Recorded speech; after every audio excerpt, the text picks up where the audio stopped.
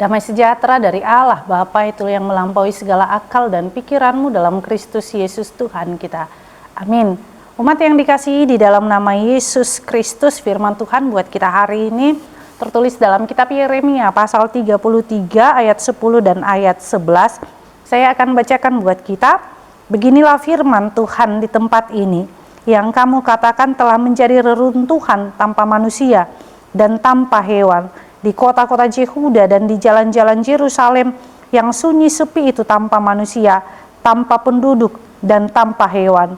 Akan terdengar lagi suara kegirangan dan suara sukacita, suara pengantin laki-laki, suara pengantin perempuan, suara orang yang mengatakan, bersyukurlah kepada Tuhan semesta alam, sebab Tuhan itu baik, bahwasanya untuk selama-lamanya kasih setianya, sambil mempersembahkan korban syukur di rumah Tuhan. Sebab aku akan memulihkan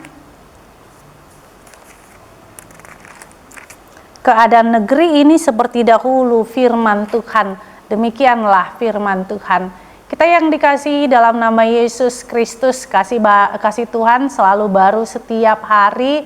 Itu adalah firman Tuhan dalam kitab Yeremia melalui kitab Ratapan. Nah, dengan demikian mau disampaikan bahwa Allah akan setiap hari memulihkan orang-orang yang dengan keyakinan melangkah dalam kehidupannya sehari-hari. Di sini juga yang disampaikan Yeremia kepada bangsa Israel ketika mereka terbuang di Babel. Artinya Tuhan akan melawat mereka, Tuhan akan datang memulihkan mereka ketika satu syaratnya. Mereka mau berseru kepada Tuhan. Seruan Tuhan atau seruan mereka yang kepada Tuhan datang dengan kemurnian hati, bukan dengan kepura-puraan. Seruan mereka adalah tanda daripada mereka menyesali setiap perbuatan mereka.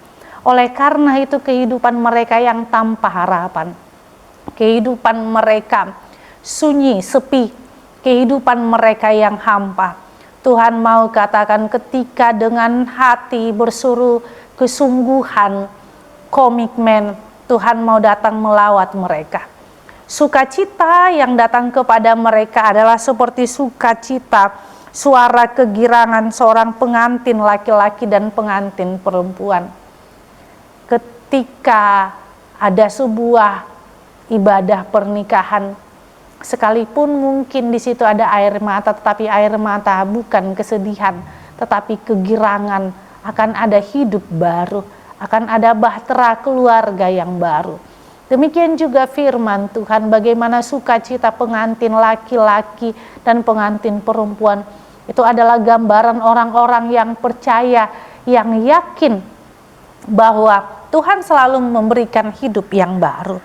Demikian juga mereka yang akan bersuara dengan mengatakan bahwa ternyata Tuhan tidak selamanya membiarkan kita. Tuhan tidak selamanya tidak peduli dengan kita.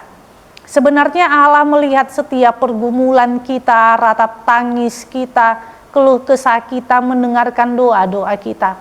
Tetapi kita harus mengingat bahwa Allah yang memberikan waktu kepada kita, supaya kita menghargai kasih Allah, supaya kita menghargai bagaimana Allah yang penuh dengan cinta kasihnya kepada kita.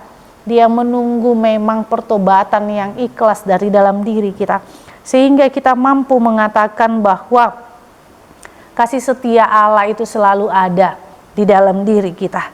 Sehingga gambaran daripada kita dilepaskan Allah, kita mau datang ke rumah Tuhan, kita mau bersyukur, bahkan memberikan persembahan.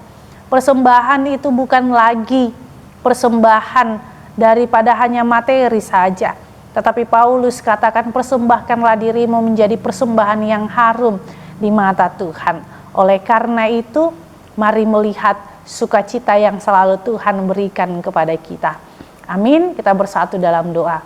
Terima kasih Tuhan Yesus buat anugerah-Mu. Biarlah kami bersuka cita di dalam setiap jalan hidup kami, dan kami selalu menanti-nantikan pertolongan Tuhan. Inilah doa kami dalam nama Yesus Kristus kami berdoa padamu. Amin. Anugerah Tuhan kita Yesus Kristus dan kasih Allah dan persekutuan Roh Kudus itulah yang menyertai kita. Amin.